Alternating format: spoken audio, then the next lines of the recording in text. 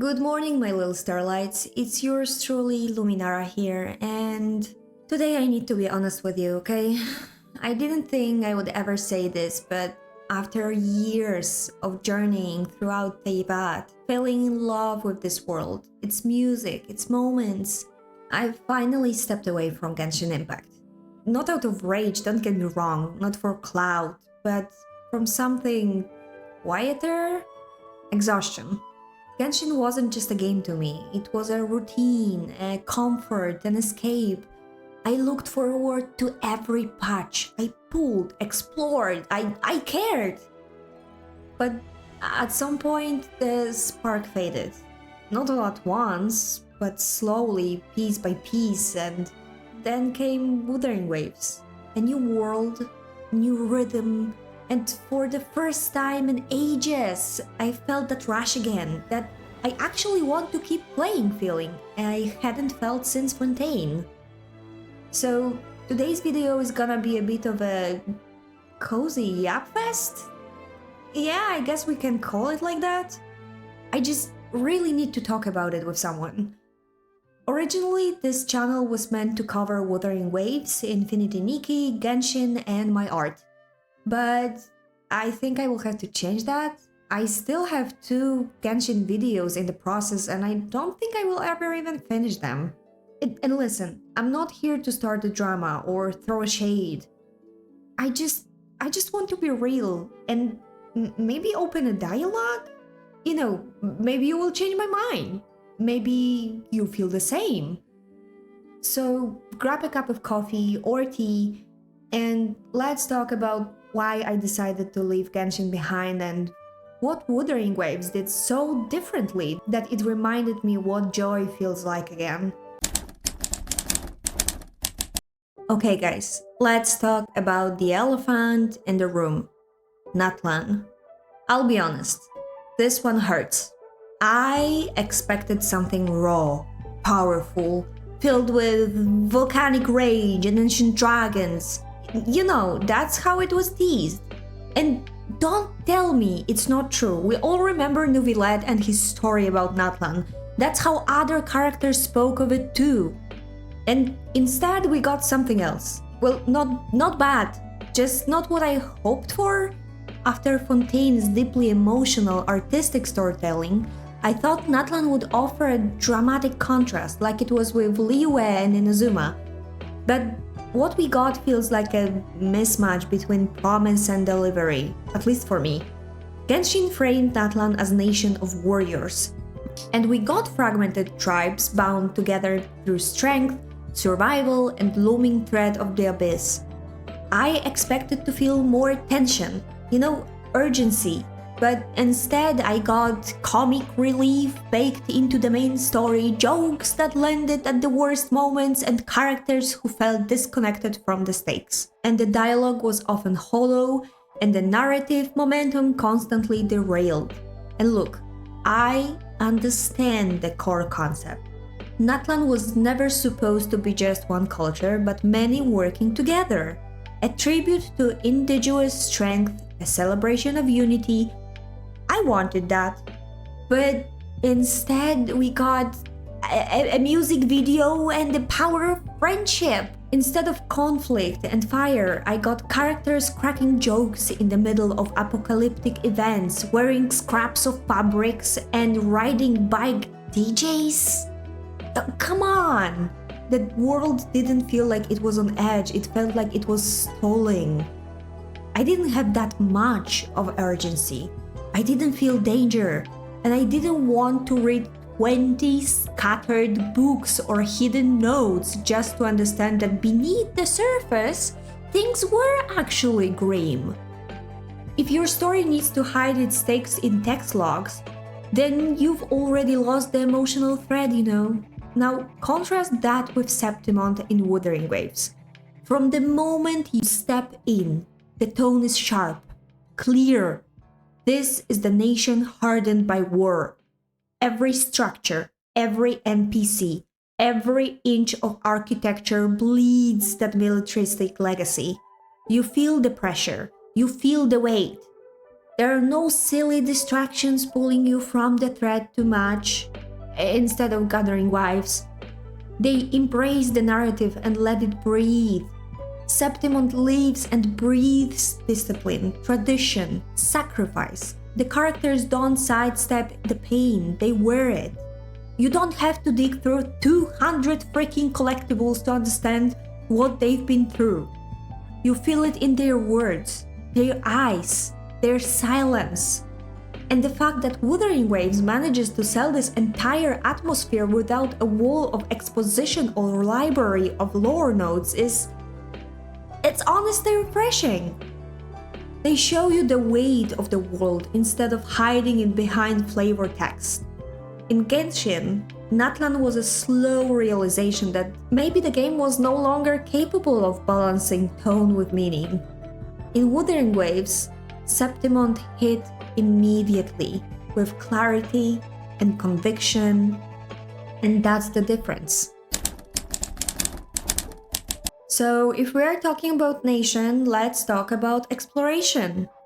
And while we are at it, players' respect. Genshin has more than 4 years. Wuthering Waves is a bit more than a year old, yet already WoA has introduced more quality of life features than Genshin ever implemented. You can log artifacts before enhancement, you can test builds on the fly, you don't need to spreadsheet to remember which day certain material drop, you don't need to pray for skip button because WoA already has one. In Genshin, I still see the same daily commissions I saw back in 2020, with the same voice lines every single day. Please, I don't want to listen to you, Timmy, and your freaking pigeons. I don't care. While I care about the story, I also care about agency. Being forced to sit through 1,000 lines of exposition only to have Paimon summarize it again breaks the immersion. Hell, I hate Paimon! It's exhausting. But quality of life isn't just convenience, it's also about respect in my opinion. Genshin still expects player to remember which talent domains opens on which day, to manually pick up loot, to sit through invincibility frames and stamina walls. Even post-Fontaine updates and Natlan, the core experience barely changed in terms of traversal. Wuthering Waves, on the other hand, gives everyone grappling hooks, wall running, mid-air dashes, freaking flying, and no stamina drain for sprinting outside of combat. That alone turns exploration into joyride and not a chore. Users on Reddit confirmed this shift in design philosophy. One of them said the combination of tons of traversal options really puts it on its own level. The other one said, I quit around right after Sumeru's story ended, then I saw mobility and stamina combat mechanics is godsend coming from Tevat to Solaris 3. Even at full stamina I feel like I had none in Genshin, not to mention a skip button. For example, WoA ecosystem also takes a lot of quality of life to the next level. Enemies drop echoes in the overworld, usable for stats and active skills without needing resin or waveplate domains. In Genshin, even exploring regularly may never yield usable artifacts. We all know the artifacts pain, especially if you don't run domains every few days. The manual loot pickup in Genshin eventually feels tedious after hundreds of hours. In WoA, everything is auto-picked post-battle or chest. Small but meaningful touch. Of course, Genshin's exploration isn't without its highs. The world design, lore-packed places, and atmospheric puzzles are richer and more varied than WoA's, at least for now. But the trade-off is grinding vertical stamina and waiting for cooldowns that block free-flow immersion. So the net effect? Genshin world looks breathtaking, but it feels restrictive. Wuthering Waves feels way more dynamic, more accessible, and built around the player, not the calendar. Over time, Genshin can feel like a game that expects you to fit into its schedule. WoA makes you feel like it fits into yours. First of all, we need a character to go through this world, so let's talk about pools. Genshin Gacha system doesn't feel generous, even by Gacha standards. Remember anniversary situation? Yeah, they gave us 23 pools. In their anniversary update, they bundled Mavuika and Citlali, two characters clearly designed to synergize together in the same half banner. It was the first of the time that situation had taken place. But the irony, the free pools for that celebration only dropped after both banners had ended. That's outrageous. So you couldn't actually use them on those new characters. How is it fair? Weapon banners still aren't fully guaranteed. You may need up to 240 pulls to secure a specific 5-star weapon, and only after drama from creators like Tecton, we all remember the Tecton situation and the stuff of Hona. That was when MiHoYo adjusted pity mechanics slightly. Even today, Genshin weapon drop rates remain worse than Wuthering Waves, and MiHoYo hasn't taken a cue from new games. By comparison, Wuthering Waves is upfront and transparent with its gacha. Pity counters, pull rates, and weapon mechanics are clearly displayed. I gotta admit that. They released a tease livestream in version 2.3 that disappointed fans with lackluster rewards. The backlash was immediate, but Kuro Games actually responded to it swiftly. They apologized publicly and offered a generous 30 free pulls. 10 Radiant, 10 Lustrous, 10 Forging for all players via a login event. They also invited community feedback to improve future anniversary celebrations. They do freaking care! So contrast this with Genshin's Lantern Rite, traditionally my favorite anniversary event. A festival of sky lanterns, heartfelt storylines, and celebratory missions. But I don't know, each year it feels more stale and safe, less imaginative than one before. Meanwhile, Wuthering Waves, still in its first year, proved it could listen and adapt. The apology and compensation didn't just feel like PR, they felt like they really care, and to be honest, I actually enjoyed this anniversary. The events were fun. I don't know, what about you? So, in summary, Genshin offers low free pools, often too late, and weapon pity only shifted after vocal backlash. Wuthering Waves started strong, stumbled on its first anniversary, then listened, fixed, and rewarded players genuinely. Both are gacha games, but only one seems to genuinely care about earning and keeping trust. And that's the one I think I'm gonna stick with. But you know what actually finally broke me? It wasn't the gacha. It wasn't the artifact RNG. It wasn't even the repeated events or empty endgame. It was Mavuika. We are not gonna talk about their design, this is a completely different topic, not today. When she dropped, I wasn't overwhelmed with hype or obsession. But there was something about her, something that pulled at a part of me I hadn't thought about in a long time. She reminded me of Himeko from Honkai Impact, and if you played Honkai Impact, you probably understand. That character meant a lot to all of us. There was power in her calmness, tragedy in her strength and story, and Mavuika in her own way echoed that. Or so I thought. So I pulled for her. Not because I was chasing meta, although she's an Archon, so that was expected. Not because she was flashy, but out of the sense of nostalgia. Out of the memory. I started building her with what I saved up. It felt good at first. I think I managed to get her on level 60 or something. And then I tried to farm her talents. And the game said no. No, not that day. Not that domain. Come back later. I sat there staring at my screen thinking, oh right, that's how it still works. It was a small thing, stupidly small, but it shattered the illusion I had hoped for. And it wasn't the first time. Arlecchino was the other moment that stuck with me. When she was announced, I was genuinely excited. Finally, a character that wasn't sugarcoated or soft. She had edge, she had presence, she felt new, like a break from Genshin's usual mood. For once, I felt that spark again. I wanted her, I pulled for her, I was actually excited to play the game. But the second I started trying to build her, the system kicked me in balls again. Resin walls, time-gated talents, calendar-based gameplay that forced me to either wait or burn out. And that's when it finally hit me. Not with anger, but with something worse. Exhaustion. I'm not mad at Genshin. I'm just tired. I'm freaking tired. Tired of being punished for having life.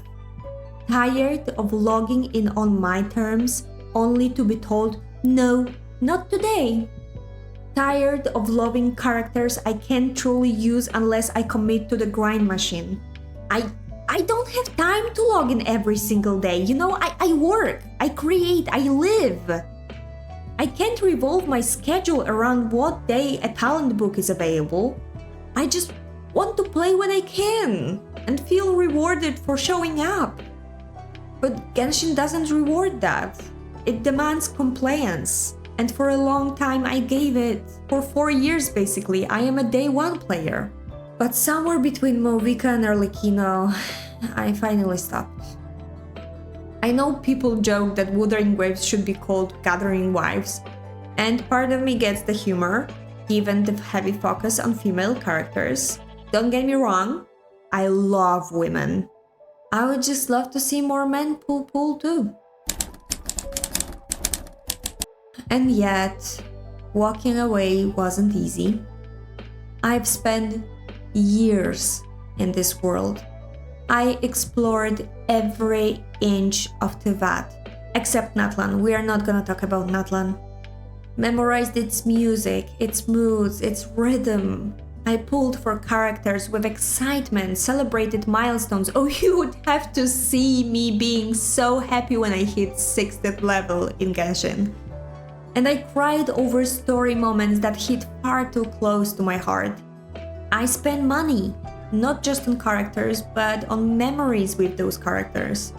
Resin refills during lunch breaks, welcome blessings gifted from friends, battle passes that felt like little rituals each patch. I got attached, deeply, unreasonably maybe.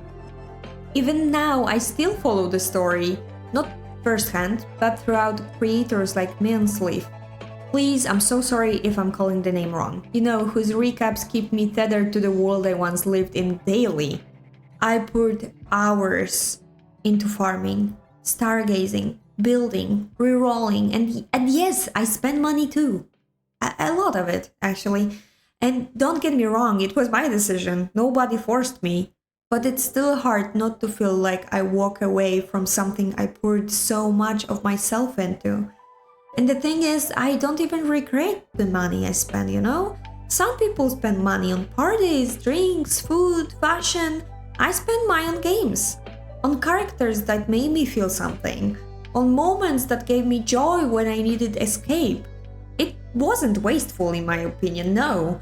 It was my way of enjoying life in the time I had, especially during COVID times. We all know those times. But now I question whether the decision to step back was right. Not because I want to return to the grind, no, don't get me wrong. But because I still care. Because part of me wants to care. Because it's hard to close a chapter that once meant so much. There is guilt in leaving something I once loved. It feels maybe like a betrayal of some sort. Like, I don't know, losing a friend, like not because they're gone, but because they've changed. Or maybe more because I've changed. I want to remember the good. but it's tangled up in what no longer fits.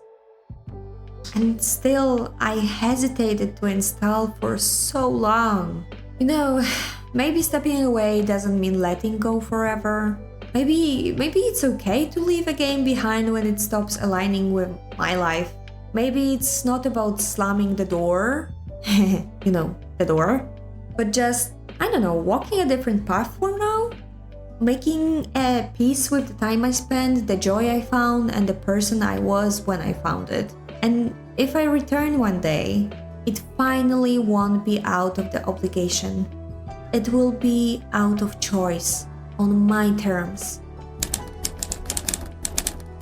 So, to summarize everything, Genshin still has a place in my heart, and always will have. I hope it grows. I hope it finally evolves. I hope it becomes something worth returning to. Something that makes me feel like I did the first time I stepped into Mondstadt, with wonder in my eyes and the whole world waiting to be explored. I want to come back, to get lost in Tevat again, wide-eyed and hopeful. And when the time comes, I'll be here, waiting, grateful, ready to be amazed again. But until then, I found a new spark. A new world that respects my time, invests my curiosity, and makes me feel seen. Wuthering Waves. If you enjoyed this video, don't forget to leave like, share, and subscribe. It really helps a lot. And now I want to hear from you. How do you feel about Genshin right now? Are you still playing? Or did you maybe step away too? Do you love Wuthering Waves, or are you still on the fence? Let me know your thoughts in the comments. I read every single one, and I want to create a dialogue, especially in this situation. And as always, stay cozy, stay shiny, and I love you so much, Starlights. Bye!